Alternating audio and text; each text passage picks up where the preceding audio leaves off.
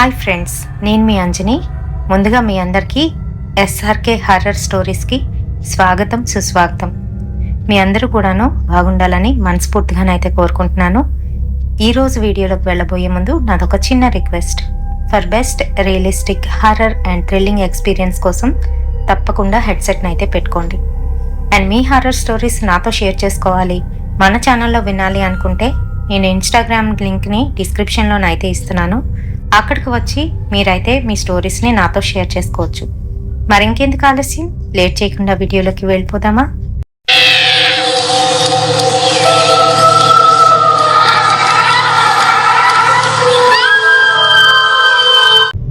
ఏ ప్రదీప్, తొందరగా రాదా, నీకే ఏదో రైడు బుక్ అయినట్టుంది అని పక్కనున్న ఫ్రెండ్ అయితే చెప్తున్నాడు. వస్తున్నా అంటూ తన ఫోన్ అయితే చెక్ చేసుకొని, హలో మేడం, ఎక్కడికి రావాలి మేడం, ఏంటి మేడం అని అడ్రస్ అంతా కూడా కనుక్కుంటున్నాడు. ప్రదీప్ది ఉత్తరప్రదేశ్. వాళ్ళ నాన్న చనిపోవడంతో ఇంటి బాధ్యత అంతా కూడాను ప్రదీప్ మీదే పడింది. ఇంకా వాళ్ళ అమ్మ, తన చెల్లెలు, వాళ్ళిద్దరినీ కూడా పోషించడానికి ప్రదీప్ ఏ పనినైనా కూడా చేయడానికి సిద్ధమైపోయాడు. అలానే వాళ్ళ ఫ్రెండ్కి అయితే అడిగాడు, నాకు ఏదో ఒక ఉద్యోగం కావాలరా అని అంటే తను ఢిల్లీలోని తనతో పాటుగా క్యాబ్ డ్రైవర్ కింద అయితే పెట్టుకున్నాడు. మరి క్యాబ్ డ్రైవర్గా పనిచేస్తూ ఎంతో కొంత వచ్చినది ఇంటికైతే పంపిస్తున్నాడు. ఊర్లోని ఒక చిన్న ఇల్లు, కొంత పొలం అయితే ఉంది. మరి అది సాగు చేసుకుంటూ వాళ్ళ అమ్మ చెల్లినైతే చూసుకుంటున్నారు. ఇంటి దగ్గర ఎలా ఉంటే తను దూరంగా వెళ్ళి అక్కడ పనిచేసి ఎంతో కొంత డబ్బునైతే ఇంటికి పంపిస్తున్నాడు. మరి ఆ డబ్బులతోనే ఇంటిని నెట్టుకు వస్తూ మిగతా డబ్బులు దాచుకుంటూ వాళ్ళైతే కాలం వెళ్ళతీస్తున్నారు. ఈలోగా సుమను పక్క నుంచి పిలుస్తూ, రే, ఎక్కడి నుంచి వచ్చింది నీకు ఇంతకీ ఆ కాలు అని అంటూ ఉంటే, అదేరా మన హైటెక్ సిటీ అని చెప్తున్నాడు. సరే సరే, సాయంత్రం అవుతుంది, సిటీ వైపులో ఏవైనా క్యాబ్ బుక్ చేస్తే అవే తీసుకో, అటుపక్క విలేజ్ వైపు వెళ్ళకు, అవుట్స్కట్స్ వైపు అస్సలు వెళ్ళకు అని చెప్తున్నాడు. ఏం వెళ్తే ఏమవుతుంది అని అడుగుతూ ఉంటే, నీకు తెలీదా, పేపర్లు చదవవా నువ్వు, అసలు న్యూస్ కూడా చూడవా అని అంటున్నాడు. ఏం చూస్తాను భయ్యా, నీకు తెలుసు కదా నేను నీతోనే ఉంటాను. మార్నింగ్ నుంచి ఈవినింగ్ వరకు క్యాబ్ నడపడంలోనే నా పనంతా అయిపోతుంది. ఇంకెక్కడా ఇంటికి వచ్చి పడుకుంటూ పోతున్నాను, నీకు తెలుసు కదా. సరే, నువ్వు త్వరగా వెళ్తే కొంచెం రైస్ అది పెట్టేసాయి, నేను వచ్చాక మిగతా పనులు చూసుకుంటా అని చెప్తున్నాడు. అవన్నీ తర్వాత, నేను చెప్పింది జాగ్రత్తగా విను. సిటీ అవుట్స్కట్స్లోకి నీకు ఏమైనా క్యాబ్ బుక్ చేసినట్టుగా వస్తే దాన్ని ఇమీడియట్గా క్యాన్సిల్ చేసాయి. ఈవినింగ్ టైంలోని అటుపక్క వెళ్ళొద్దు. ఎందుకనంటే మన క్యాబ్ డ్రైవర్స్ని ఎవరో టార్గెట్ చేశారంట. పోలీసులు దీని గురించే న్యూస్లో కూడా చెప్తున్నారు. అదేంటి అని అంటే, ఆ సిటీ అవుట్స్కట్స్లోని ఈవినింగ్ టైంలోని క్యాబ్ డ్రైవర్సు అటుపక్క వెళ్ళి సింగిల్గా వచ్చిన వాళ్ళు కనిపించకుండా మాయమైపోతున్నారంట. ఒక రోజంతా వాళ్ళ గురించి గాలింపులు చేసినా కూడాను ఎక్కడా వాళ్ళ ఆచూకీ అయితే కనిపించట్లేదు. ఆ తర్వాత ఒక రోజు అయిన తర్వాత వాళ్ళ బట్టలు ఇంకా వాళ్ళ శవం కూడా దొరుకుతున్నాయి. అది కూడాను లోపల ఆ ఫారెస్ట్ ఏరియాలోనంట అని చెప్తున్నాడు. అవునా, మరి ఇంత జరుగుతుంటే పోలీసులు ఏం చేస్తున్నారు? పోలీసులు వాళ్ళ ప్రయత్నాలు వాళ్ళు చేస్తున్నారు. ఎవరో సీరియల్ కిల్లర్ పని అయి ఉంటుంది అని అనుకుంటున్నారు. ఎందుకైనా మంచిది, మన జాగ్రత్తలో మనం ఉండడం తప్పలేదు కదా అని చెప్తున్నాడు. సర్లే, వాళ్ళు అలాగే చెప్తారు, వీళ్ళు ఇలాగే చేస్తూ ఉంటారు. అయినా ఇప్పుడు ఎంతమంది చనిపోయారని అని అంటే, ఇప్పటికీ 3 చనిపోయారంట. రాత్రిపూట ఆ సమయంలోని అటుపక్క వెళ్ళి తిరిగి ఒంటరిగా వస్తున్నప్పుడు ఇలా జరుగుతుందంట్రా. అయినా నువ్వు జాగ్రత్త, సరే గాని ఏం వండమంటావు అని అంటున్నాడు. ఏం వద్దు, నేను వచ్చి వండుతానులే, నువ్వు రైస్ ఒక్కటి పెట్టే అని చెప్తూ అక్కడి నుంచి అయితే స్టార్ట్ అయిపోయాడు ప్రదీప్. మరి ఐటీ కంపెనీ దగ్గరికి వెళ్ళి తను ప్యాసింజర్ని పికప్ చేసుకొని తనైతే వాళ్ళ గమ్యానికి చేర్చేశాడు. మరి రిటర్న్ వస్తున్న సమయంలోని వాళ్ళ అమ్మ అయితే ఫోన్ చేసింది. బాబు, ఎలా ఉన్నావు అని అడుగుతోంది. అమ్మ, నేను బాగానే ఉన్నాను, మీరు చెల్ల ఎలా ఉన్నారు అని అడుగుతున్నాడు. మేము బాగానే ఉన్నాం, కానీ చెల్లికి కాలేజీ ఫీజు కట్టాలి బాబు, కనీసం ఫీజు సగమైనా కడితే బాగుంటుంది అని అంటున్నారు. నా దగ్గర చూస్తే పెద్దగా డబ్బులు లేవు, నువ్వేమైనా పంపించగలవా? ఈ నెల ఆఖరిలోనైతే సరిపోతుంది, అప్పటి వరకు సమయం అయితే ఇచ్చారు అని చెప్తుంది.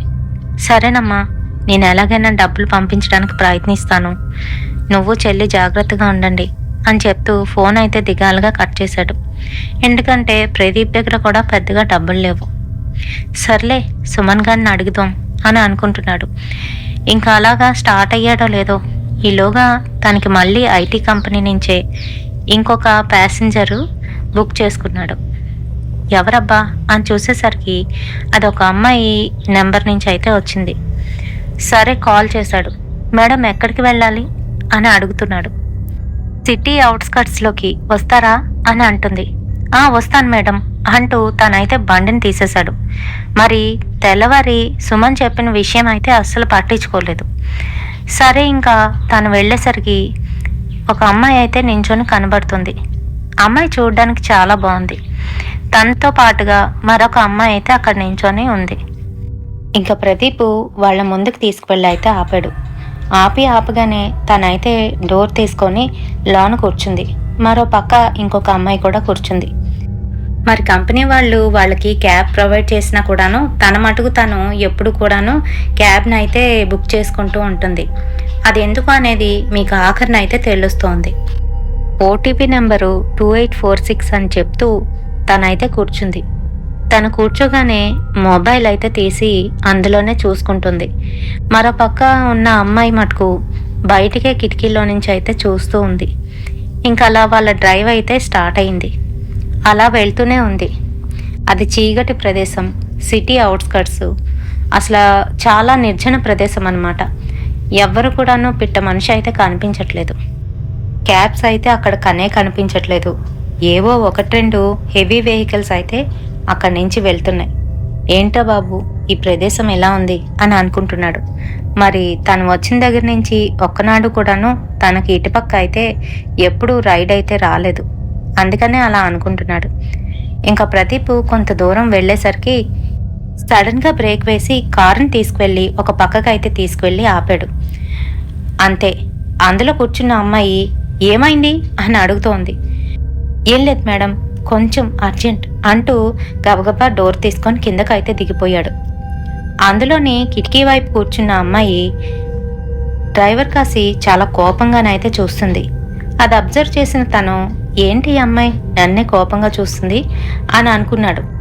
ఈలోగా తన పని కానిచ్చుకొని మళ్ళీ ఎక్కి సారీ మేడం ఏమీ అనుకోవద్దు, ఇక్కడ చల్లటి వాతావరణం వలన నాకు అలా అనిపించింది అని చెప్తున్నాడు.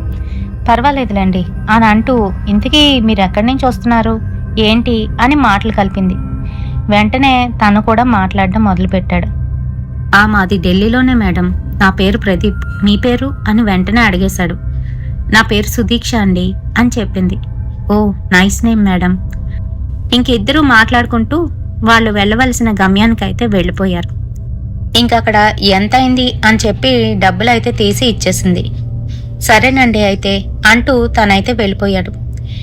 ఇంకా తను వెళ్తున్నాడు కానీ అదంతా కూడా నిర్మానుష్యమైన ప్రదేశం. వాళ్ళని అలా దింపి తను వెళ్లే సమయానికి 9 అయితే అయిపోయింది.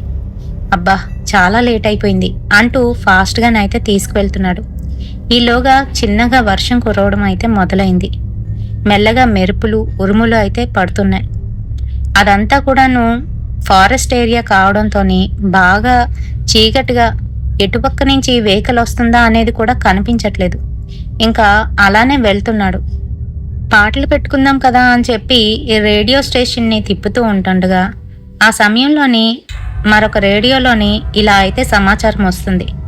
అదేంటి అని అంటే తిను ఇప్పుడు వెళ్తున్న అవుట్స్కట్స్ ఏవైతే ఉన్నాయో అటుపక్క దయచేసి క్యాబ్ డ్రైవర్లు ఎవరూ కూడాను 7:30 దాటిన తర్వాత వెళ్ళొద్దు అని చెప్పి హెచ్చరిస్తూ పోలీసులు అయితే చెప్తున్నారు. మరి అది వినగానే వెంటనే సుమన్ అన్న మాటలు ప్రదీప్కి అయితే బాగా గుర్తొచ్చాయి. అయ్యో సుమన్ దీని గురించే కదా చెప్పాడు, నేనేంటి ఇలాంటి తప్పుడు పని చేశాను అని అనుకుంటూనే మెల్లగానైతే వస్తున్నాడు. ఇంకా దూరంగా ఒక అమ్మాయి తిన కారు ఎదుటిగానైతే వచ్చి నించుంది. తనకైతే భయం వేస్తుంది.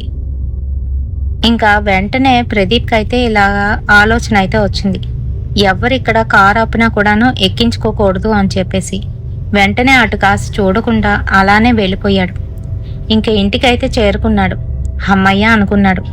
సుమను స్నానం చేసి అప్పుడే వచ్చాడు. ఏరా ఏంటి ఇంత లేటు అని అడుగుతున్నాడు. లేదురా, నేను నువ్వు వెళ్ళొద్దన్న ప్లేస్కి అయితే వెళ్ళాను, తప్పలేదు అని చెప్తున్నాడు. ఏంటి తప్పలేదు? వెళ్ళొద్దని అంతగా చెప్తుంటే నీకు అర్థం కావట్లేదా? ఇందాకలు కూడా న్యూస్లోనే అదే చెప్తున్నారు. నిన్నటికి నిన్న ఒకడు చనిపోయాడు తెలిసిందా అంటూ వెంటనే తన దగ్గర ఉన్న న్యూస్ పేపర్ని తీసి చూపిస్తున్నాడు. సారీ అన్నా, నేను కావాలని అనలేదు.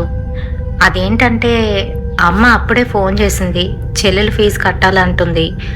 సో డబ్బులు కావాలి కదా అని చెప్పి రైడ్ అయితే ఓకే చేశాను. కానీ నిన్ను కూడా అడుగుదాం అనుకున్నానులే అని అంటున్నాడు. నోరు మీరా, డబ్బుల కోసం ప్రాణాల మీదకి తెచ్చుకోవద్దు.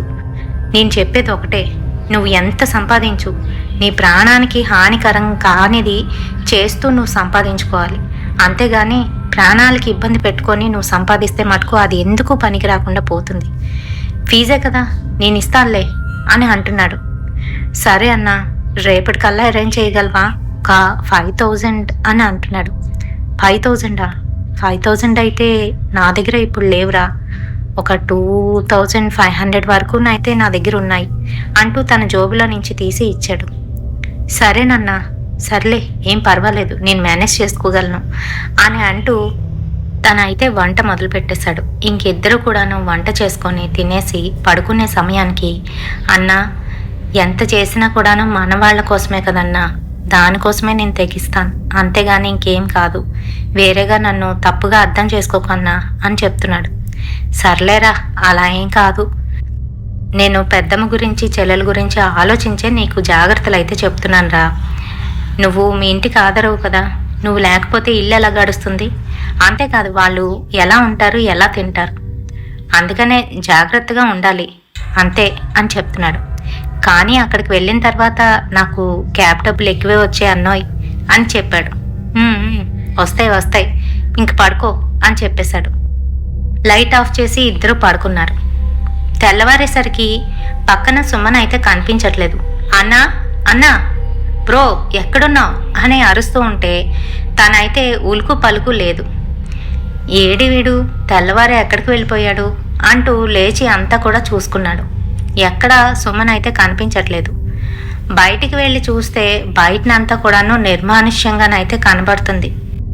అది ఎలా అంటే కరోనా టైంలోని ఎవరి మటుకు వారు ఇంట్లో ఉండి బయటన ఒక్క పెట్ట మనిషి కనిపించేవారు కాదు కదా, అలానైతే అనిపిస్తుంది.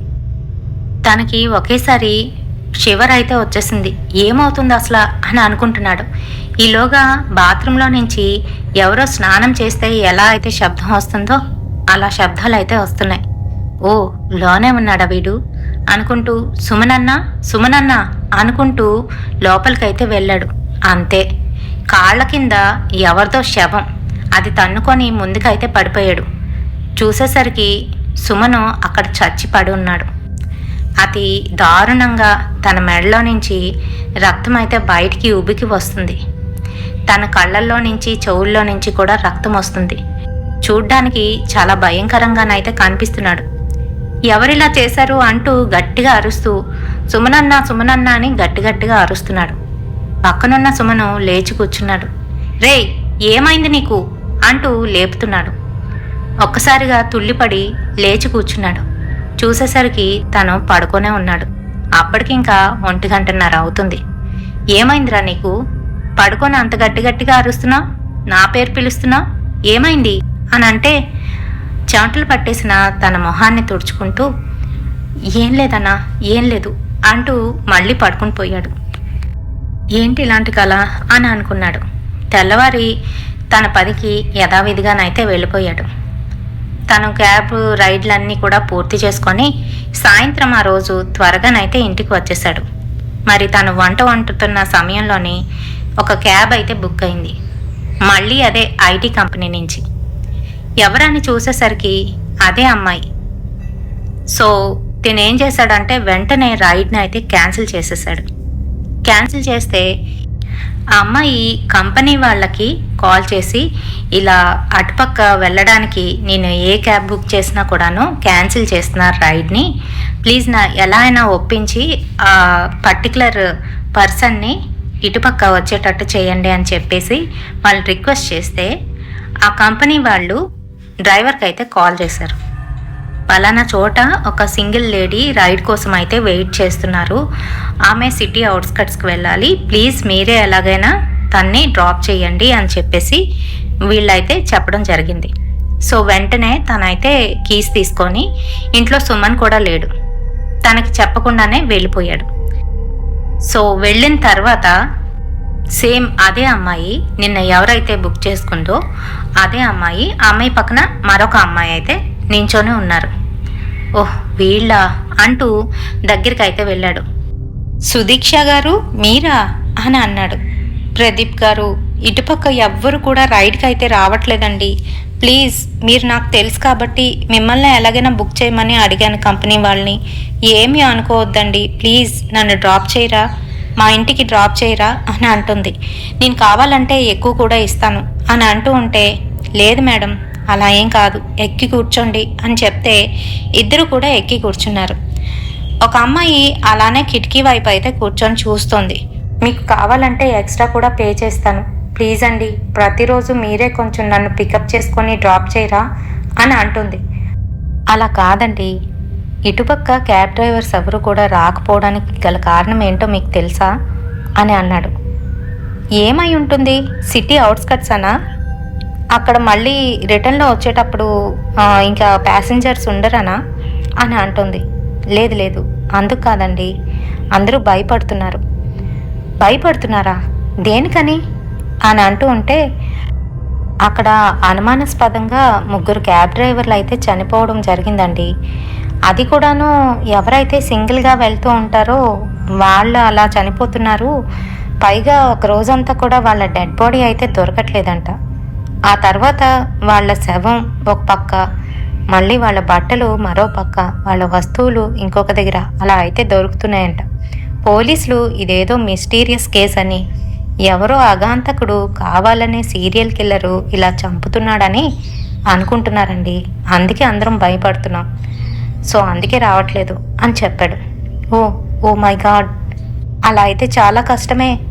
క్యాబ్ డ్రైవర్ని ఎందుకు చంపుతున్నాడు, అసలు ఏం జరిగినట్టు, మీకేమన్నా దాని గురించి తెలుసా అని అంటే, నవ్వుతూ నాకెలా తెలుస్తుంది చెప్పండి, పోలీసులే ఇన్వెస్టిగేషన్ చేస్తున్నారు, ఇంకా వాళ్ళకి ఎటువంటి క్లూ అయితే దొరకలేదు, ఒక్కొక్కరు ఒక్కొక్కలా చెప్తున్నారు. మా క్యాబ్ డ్రైవర్స్ మటుకు అక్కడ ఏదో పిచాచి పీడ ఉంది, అందుకనే అలా జరుగుతుంది అని అనుకుంటున్నారండి. మరికొంతమంది ఏమో లేదు ఎవరో సీరియల్ కిల్లరే ఇలా చేస్తున్నాడు అని అనుకుంటున్నారు. ఏదైనప్పటికీ కూడాను ఎవరు వాళ్ళ ప్రాణాలని రిస్క్లో పెట్టలేరు కదండి అని అన్నాడు. ఆ మాటకి ఒక క్షణం సుదీక్ష అయితే అలానే ఉండిపోయింది. అవునండి నిజమే, నేనే ఏదోలాగా ఇంకా కంపెనీ దగ్గరికి షిఫ్ట్ అయిపోవాలి అని అంటుంది. ఇంకా వాళ్ళ ఇల్లు రానే వచ్చింది. లోపలికి రావచ్చు కదా ప్రదీప్ గారు, ఇంతవరకు వచ్చారుగా, కాస్త టీ తాగి వెళ్తురు అని అంటూ ఉంటే, లేదండి లేదు, మరొక రోజు అని చెప్తున్నాడు. ఇంకా ఆ సమయంలోనే సుదీక్ష అయితే డబ్బులు తీసి ఎక్స్ట్రా డబ్బులు కూడా ఇస్తోంది. అలా తను డబ్బులు ఇస్తుంటే, వద్దొద్దు, ఏంటి మేడం మీరు ఇలా చేసి నన్ను పరాయివాణ్ణి చేస్తారా అని అంటే, లేదండి తీసుకోండి అని చేతిలో పెడుతూ ఉంటే, పక్కనున్న అమ్మాయి కోపంగా ఇద్దరు కాశీనైతే చూస్తోంది. ముఖ్యంగా ఆ డ్రైవర్ కాశీ, ఈవిడేంటి ఇలా చూస్తుంది అని అనుకున్నాడు. ఇంకా సర్లేండి ఇదిగోండి మీ డబ్బులు అంటూ రిటర్న్ అయితే ఇచ్చేశాడు. మీరు కూడా ప్రదీప్ గారు, సరే అయితే ఇలా చేస్తే ఒకరోజు మిమ్మల్ని ట్రీట్కి పిలుస్తాను, ట్రీట్కైనా వస్తారా, అప్పుడు ఖచ్చితంగా నేనే పెడతాను, మీరు అస్సలు డబ్బులో నుంచి డబ్బులు తీయకూడదు, ఓకేనా అని అంటుంది. సరేనండి అంటూ తన హెయిర్ స్టైల్ని సెట్ చేసుకుంటూ నవ్వుతూ తన జోబులోనైతే డబ్బులు పెట్టుకొని కారు అయితే ఎక్కేశాడు. అంతే, ఆ పక్కనున్న అమ్మాయి వీళ్ళిద్దరినీ చూసి చిన్న నవ్వు అయితే నవ్వింది. ఇంకా ఇద్దరు లోపలికి అయితే వెళ్ళిపోయారు. ప్రదీప్ కూడా అక్కడి నుంచి స్టార్ట్ అయ్యి రిటర్న్ అయితే వచ్చేసాడు. ఎటువంటి ఇబ్బంది అయితే లేదు. మరి ముందు రోజు కొంచెం అయితే భయపడ్డాడు, కానీ మరి ఈరోజు అయితే అసలు భయమే లేదు. తను వస్తూ సుదీక్ష మాటలు తలుచుకుంటూ నవ్వుకుంటున్నాడు. సుదీక్ష చాలా బాగుంది, మంచి అమ్మాయి, ప్రతిరోజు నేనే డ్రాప్ చేస్తాను, ఎవ్వరేమనుకుంటా అనుకొని సుమన్ గాడికి అస్సలు చెప్పకూడదు అని అనుకున్నాడు. ఇంటికైతే వచ్చాడు. సుమను వెంటనే అడుగుతున్నాడు, రేయ్ ఇంత లేట్ అయింది, లాస్ట్ రైడ్ ఎక్కడి నుంచి వస్తున్నావు అని అంటూ ఉంటే తడబడుతూ వేరొక ప్లేస్ నుంచి వస్తున్నానని అబద్ధం అయితే చెప్పేశాడు. ఇంకా ఆ రోజు నైట్ పడుకున్నాడు కానీ సుదీక్ష కల్లోకి వస్తుంది. సుదీక్ష సుదీక్ష అంటూ కలవరించడం మొదలుపెట్టాడు. వెంటనే సుమన్ లేచి కూర్చున్నాడు. రోజుకొక విధంగా నన్ను ఈడు భయపెడుతున్నాడు, రేయ్ లేకు అంటూ లేపాడు. ఏంటి ఎవరి సుదీక్ష అని అడుగుతున్నాడు. సుదీక్ష అన్నానా? అదే ఏం లేదన్నయ్య, ఊరికినే ఏదో అలా వచ్చేసింది అని చెప్తున్నాడు. సరే సరే పడుకో అంటూ ఇద్దరునైతే పడుకున్నారు. ఇంకా మర్నాడు కూడాను సాయంత్రం సుదీక్ష కాల్ వస్తుందని వెయిట్ చేస్తున్నాడు. కరెక్ట్గా 7 అయ్యేసరికి సుదీక్ష అయితే వెంటనే కాల్ అయితే చేసింది. వస్తున్నారా సార్ అనుకుంటూ.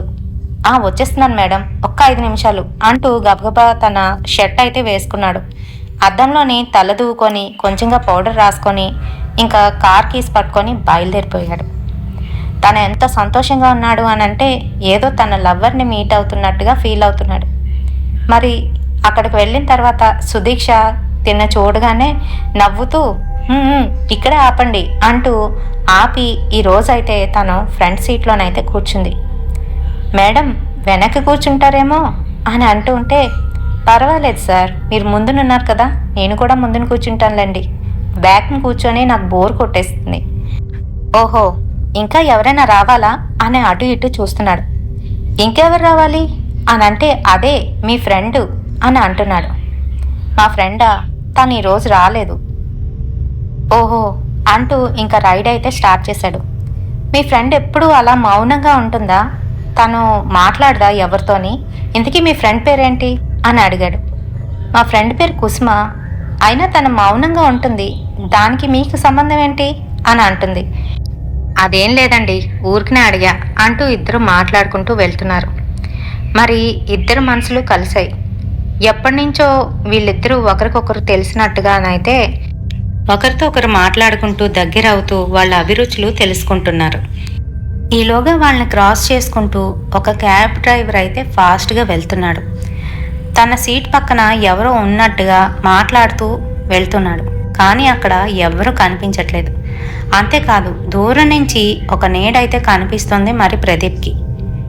ఏంటి అని తీక్షణంగానైతే చూస్తున్నాడు. సుదీక్షని కూడా చూడమని అంటున్నాడు. సుదీక్షకి ఆ కార్ డ్రైవరే తప్ప ఇంకా అక్కడ ఎవ్వరూ కనిపించట్లేదు.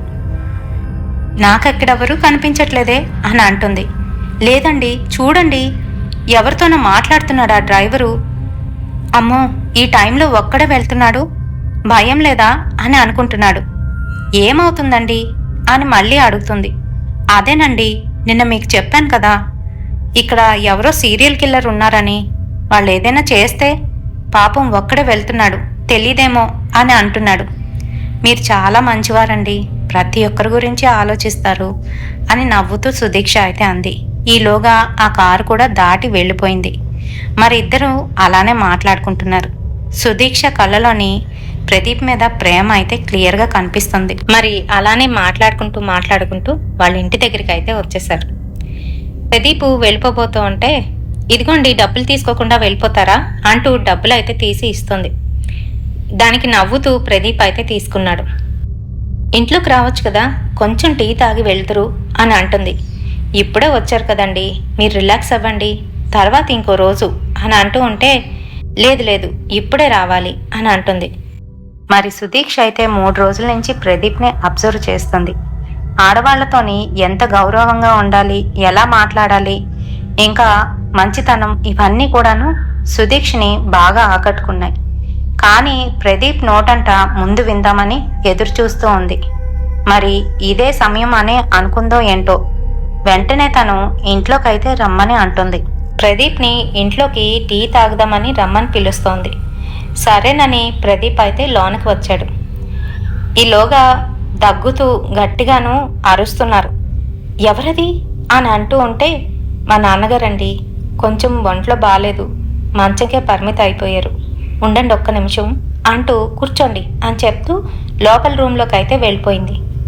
సోఫాలో కూర్చొని చుట్టూ అంతా చూస్తున్నాడు. ఈలోగా తనకు ఎదురుగాను ఒక ఫోటో అయితే కనిపించింది. ఫోటోకి మాల వేసి బొట్టయితే పెట్టి ఉంది. ఆ ఫోటోలో ఉన్న అమ్మాయి మరెవరో కాదు, గత 2 రోజుల నుంచి సుదీక్షతో పాటు వస్తున్న అమ్మాయే ఆ అమ్మాయి. ఇదేంటి, ఈ అమ్మాయి వీళ్ళ ఫ్రెండ్ కదా, ఇక్కడుందేంటి, పైగా మాల వేసిందేంటి అని భయంతోని గజగజ వణికిపోతూ అలానే చూస్తున్నాడు. ప్రదీప్ టీ పెట్టినా అనుకుంటూ సుదీక్ష అయితే బయటకు వచ్చింది.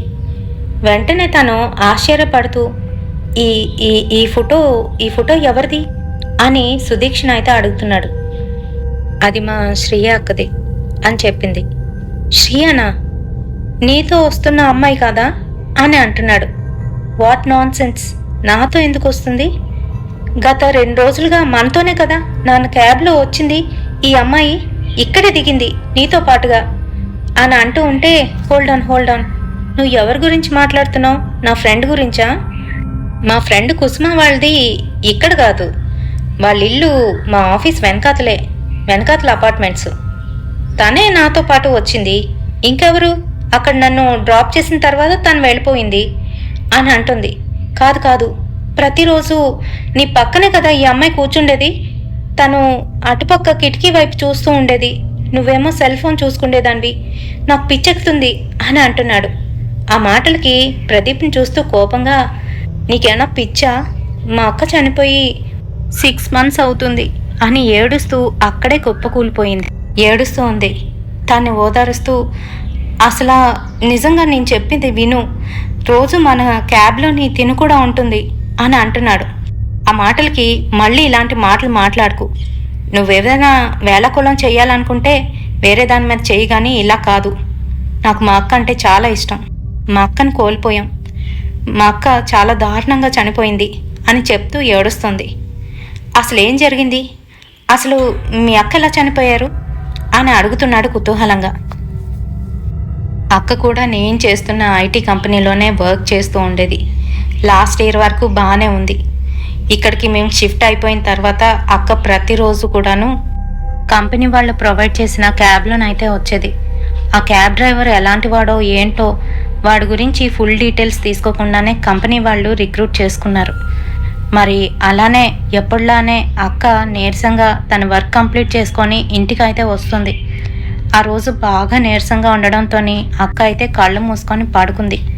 అంతే, ఇదే అదునుగా చూసుకున్న ఆ క్యాబ్ డ్రైవరు అక్కని నిర్మానుష్యమైన ప్రదేశంలోకి తీసుకువెళ్ళి మరొక 2 ఫ్రెండ్స్ని పిలిచి అక్కని అతి దారుణంగా చేసి పాడు చేశారు. అప్పటికే చాలా సమయం అయిపోయింది. అక్క ఇంకా ఇంటికి రాలేదు. ఏమైందో తెలీదు. అక్కకు కూడా చాలాసార్లు కాల్ చేస్తున్నాం, కానీ అక్క ఫోన్ స్విచ్ ఆఫ్ అని వస్తుంది. మాకేదో భయం వేసింది. ఇంకా కంపెనీకి కాల్ చేసి విషయం చెప్తే వాళ్ళు ఎంక్వైరీ చేస్తామని చెప్పి ఆ రోజంతా కూడా ఊరుకున్నారు. మర్నాడు మేము కంప్లైంట్ అయితే ఇచ్చాం. అప్పటికి కానీ అక్క శవం దొరకలేదు. ఆ శవం ఎలా ఉందో తెలుసా?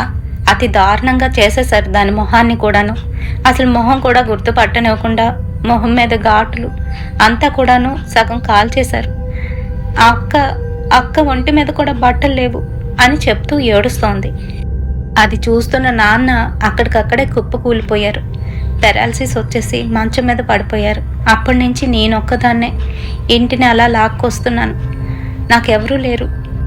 ఆఖరికి నువ్వు నా ఫ్రెండ్ అనుకుని నువ్వు కూడా ఇలా మాట్లాడుతున్నావు. ప్లీజ్ అక్క గురించి అలా మాట్లాడుకు, దయచేసి అలా మాట్లాడుకు అని చెప్తుంది. ఆ మాటలకి ప్రదీప్ అయితే ఒక క్షణం అలా ఆలోచించి, నాకు ఇప్పుడు పూర్తిగా అర్థమైంది అని అంటున్నాడు. ఏం అర్థమైంది ఏంటి అని అంటూ ఉంటే, మీ అక్క చనిపోయి 6 నెలలే కదా అవుతుంది. అవును, మీ అక్క చనిపోయిన తర్వాతే ఇక్కడ ఈ ఇన్సిడెంట్స్ జరుగుతున్నాయి. ఎవరైతే సింగిల్గా వెళ్తున్నారో క్యాబ్ డ్రైవర్స్ ముఖ్యంగా, వాళ్ళు చనిపోతున్నారు. నీకు అర్థమవుతుందా అని అంటున్నాడు. ఆ మాటలకి తనకి చాలా కోపం వచ్చి ఒక్కటైతే ఇచ్చింది ప్రదీప్కి.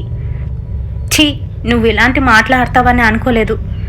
మా అక్క చనిపోయి మేము బాధపడుతుంటే నువ్వు ఇలా అంటావా? నీ ప్రేమ అక్కర్లేదు, నువ్వు అక్కర్లేదు, ముందు నా ఇంట్లో నుంచి వెళ్ళిపో అని గట్టిగానైతే తిడుతుంది. సుదీక్ష, ప్లీజ్ నన్ను నమ్ము, నేను నిజమే చెప్తున్నాను. అంతేకాదు, మన ముందు వెళ్ళిన ఆ క్యాబ్ డ్రైవర్కి కూడా ఇప్పుడు ఇబ్బందే. నేను వెంటనే వెళ్ళి అతన్ని రక్షించాలి అని అంటున్నాడు. నీకు నచ్చింది చేసుకోపో, నువ్వు మటుకు ఇంకెప్పుడు నాకు కనిపించుకు అంటూ ఏడ్చుకుంటూ అక్కడే కూర్చుండిపోయింది. మళ్ళీ వెంటనే వెనక్కి తిరిగి ప్రదీప్ అయితే ఇలా అంటున్నాడు, సుదీక్ష, ఎవరెలా పోయినా కూడాను నిన్ను ప్రేమిస్తున్నాను. అలాగే నువ్వు నన్ను ప్రేమిస్తున్నావు. ఆ సంగతి నాకు పూర్తిగా తెలుసు. నీ కళ్ళే చెప్తున్నాయి. అలానే నన్ను అర్థం చేసుకో. నేను చెప్తుంది నిజం సుదీక్ష. ఒక మనిషి ప్రాణాలను కాపాడాలి. అంతేకాదు, ఎవరో చేసిన తప్పుకి మరెవరో శిక్ష అనుభవిస్తున్నారు. నీకు అర్థం కావట్లేదా? పాపం క్యాబ్ డ్రైవర్స్, అమాయకులు ఎవరైతే ఉన్నారో వాళ్ళందరూ శిక్ష అనుభవిస్తున్నారు.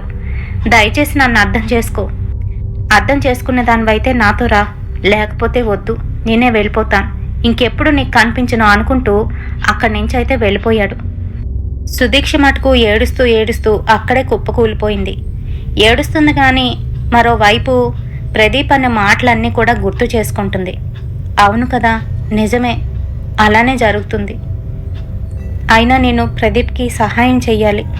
ప్రదీప్ని అనవసరంగా తిట్టాను అని మనసులో అనుకుంటూ బయటికి వెళ్ళేసరికి ఈలోగా ప్రదీప్ ఆల్రెడీ తన వెహికల్ వేసుకొని వెళ్ళిపోయాడు. ఒంటరిగా వెళ్తున్నాడు. అమ్మో ఏమవుతుందో అని అనుకుంటుంది. ఈలోగా ప్రదీప్ పాపం అక్కడ క్యాబ్ డ్రైవరు ఎక్కడికి వెళ్ళాడా అని అదే వేలోనైతే వెళ్తున్నాడు. తను కూడా సింగిల్గా ఉన్నాడనే సంగతి అయితే మర్చిపోయాడు. మరి తను అలా వెళ్తూ వెళ్తూ ఉండగా ఒక దగ్గర ఇందాకలా తను క్రాస్ చేసుకొని వెళ్ళిన ఆ క్యాబ్ అయితే కనిపించింది. అందులో మటుకు క్యాబ్ డ్రైవర్ కనిపించట్లేదు. వెంటనే అక్కడ కార్ పక్కకి తీసి ఆపి అంతా కూడా వెతికాడు. ఎక్కడా అతనైతే కనిపించలేదు. ఇంకా ఆ సమయానికి తనకైతే గుర్తొచ్చింది, అవును కదా, తను లోపల ఎక్కడో ఫారెస్ట్లో చనిపోయింది కదా అని చెప్పి ఆ ప్రదేశానికి అయితే ఒంటరిగా వెళ్తున్నాడు. చుట్టూ అంతా కూడాను చీకటి, ఎక్కడాను దారైతే కనిపించట్లేదు. రాళ్ళు రప్పలు తుప్పలైతే కనబడుతున్నాయి.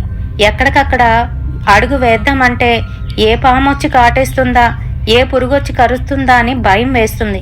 అయినా కూడాను భయంగానే అలా ముందుకైతే వెళ్ళిపోతున్నాడు.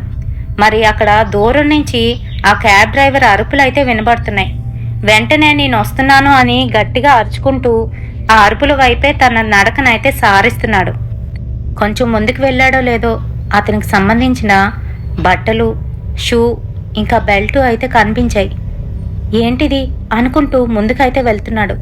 కొంచెం ముందుకు వెళ్ళేసరికి అక్కడ దృశ్యాన్ని చూసి నిర్ఘాంతపోయి కాళ్ళు రెండు కూడాను ఏవో గడ్డల్లోని ఉండిపోయి రెండు పట్టేస్తే ఎలా ఉంటుందో అలానైతే అక్కడే కదల్లేని స్థితిలోని కళ్ళు రెండు పెద్దవి చేసుకొని అలానే ఆ దృశ్యాన్ని చూస్తూ ఉండిపోయాడు. మరి అక్కడ ఏంటుంది అని అంటే అదే ఆ అమ్మాయి సుదీక్ష వాళ్ళ అక్క శ్రియ. తన ఒళ్ళంతా కూడా ఘాట్లతోని అతి భయంకరంగా తయారయ్యి ఉంది.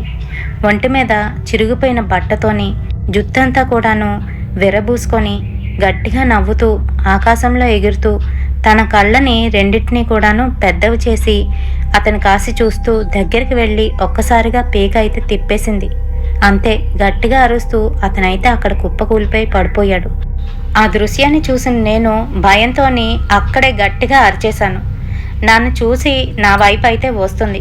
అతి భయంకరంగా అరుచుకుంటూ నన్ను కూడాను ఈడ్చుకు వెళ్ళిపోతుంది. నా ఒంటి మీద పూర్తిగా ఘాట్లయితే పడుతున్నాయి. అక్కడున్న తుప్పలన్నీ కూడా గుచ్చుకుంటున్నాయి. నాకేం జరుగుతుందో అర్థం కావట్లేదు. గట్టిగానైతే అరుస్తున్నాను. ఈలోగా నాకు మెయిన్ రోడ్ కనిపిస్తోంది. పరిగెట్టడానికి ప్రయత్నిస్తున్నాను కానీ నా జుత్తు గట్టిగా పట్టుకొని ఈడ్చుకొని అయితే పోతుంది. ఇంకా 2 వీలర్ మీద వస్తున్న సుదీక్షనైతే నన్ను చూసింది. గట్టిగా అరుస్తూ తను కూడా నా వైపు అయితే పరిగెట్టుకుంటూ వచ్చింది. సుదీక్ష తన పక్కింటి అబ్బాయిని 2 వీలర్ అడిగి అక్కడ నేను వెళ్తున్న వేలోనే వస్తోంది. నన్ను అలా చూసి భయంతోనైతే కంపించుకుపోయింది. అక్క అక్క క్షమించు, మమ్మల్ని వదిలే అక్క, వదిలేయ్, నువ్వు ఇలా ఉండకూడదు. ఎవరో దుర్మార్గులు చేసిన తప్పుకి ఏమీ తెలియని అమాయకులను నువ్వు శిక్షిస్తున్నావు అక్క. ఇది తప్పక్క, వదిలే అక్క, వదిలేయ్ అంటూ బ్రతిమాలుకుంటుంది. అయినా కూడాను తన ఉగ్రరూపం అయితే చల్లారట్లేదు. అలానే వారి దగ్గరికి వచ్చి తన పీక పట్టుకొని పైకైతే ఎత్తేస్తుంది. తన కాళ్ళను పట్టుకొని అక్క ప్లీజ్ వదిలేయ్, నేను ఇతన్ని ప్రేమిస్తున్నాను, ఇతన్ని పెళ్లి చేసుకుందాం అనుకుంటున్నాను, వదిలే అక్క, వదిలేయ్ అంటూ ఏడుస్తోంది. ఇప్పటికైనా నీ ఆత్మ శాంతించాలి. నీకు చేయవలసిన కార్యక్రమాలన్నీ నేను దగ్గరుండి చేస్తానక్క, ప్లీజ్ అక్క వదిలేయ్ అంటూ ఏడుస్తోంది, బ్రతిమాలుకుంటుంది. ఇంకా అప్పటికి కొంచెంగానైతే శాంతించింది. ఇంకిద్దరును అక్కడి నుంచి 2 వీలర్ వేసుకొని ఇంటికైతే వచ్చేశారు. మరి జరిగిన విషయం ఏంటి అనంటే, తను అలా దారుణంగా బలవన్మరణం చెందిన తర్వాత తనకు చేయవలసిన కార్యక్రమాలు ఏవైతే ఉన్నాయో అవి సరిగ్గా చేయలేకపోవడం, దానికి గల కారణం వాళ్ళ నాన్న పారాలసిస్ వచ్చి మంచాన పడ్డం. మరి ఇంట్లోని చెప్పేవాళ్ళు చెందేవాళ్ళు అయితే ఎవ్వరూ లేరు. తనొక్కరిదాయే, తనకి ఏమీ తెలియదు. బంధువులు కూడా సరిగ్గా దాని గురించి అయితే చెప్పలేదు. కనుక ఆ అమ్మాయికి జరగవలసిన కర్మకాండలు అయితే సరిగ్గా జరగలేదు. పైగా తనది బలవన్మరణం. అందుకనే ఆ ప్రాత అలానే అక్కడే ఉండిపోయి ఆ క్యాబ్ డ్రైవర్ మీద పగ తీర్చుకోవడానికి ఎదురు చూస్తూ ఎవరు వస్తే వాళ్ళనైతే చంపేస్తుంది. మరి అసలైన వాడు జైలు శిక్ష అనుభవించి అక్కడి నుంచి అయితే తప్పించుకున్నాడు. మరి వాడు బతుకుతాడా? మరి వాడిని కూడా చంపుతుందా? పగబట్టిన శ్రేయ తన పగను తీర్చుకుంటుందా? అయితే దేవుడు అన్నవాడు ఒక్కడున్నాడని కొంతమంది ఊతపదంలా వాడుతూ ఉంటారు. అది నిజంగా నిజమండి. చనిపోయినా బ్రతుకున్నా పగలనేవి అలానే ఉండిపోతాయి అని అనుకుంటాం, కానీ దేవుడు ఎక్కడిదక్కడ తీర్చేస్తాడు. మనం వాటి జోలికి వెళ్లకుండా వాడిని దేవుడే చూసుకుంటాడులే అనే ఒక మాట అన్నందుకు దేవుడు చాలా పెద్ద దెబ్బ తీస్తాడు కాదంటారా? మరి ఈ స్టోరీ మీకు ఎలా అనిపించింది? నచ్చిందా? నచ్చితే తప్పకుండా ఒక లైక్ అయితే వేయండి. మరి వీలైనంత వరకు వీడియోని లాస్ట్ వరకు చూడడానికి అయితే ప్రయత్నించండి. సో అలా చూస్తేనే కదా మీకు పూర్తిగానే స్టోరీ అర్థమవుతుంది, ఇందులో వర్త్ ఉందా లేదా అనేది తెలుస్తుంది. అండ్ కొత్తగా వచ్చిన వాళ్ళు ఎవరైతే మన స్టోరీని చూస్తున్నారో తప్పకుండా లైక్ చేసి షేర్ చేయండి, అలాగే సబ్స్క్రైబ్ చేసుకోండి. రేపటి సరికొత్త వీడియోతోని మళ్ళీ మీ ముందుకైతే వచ్చేస్తాను. Until then bye.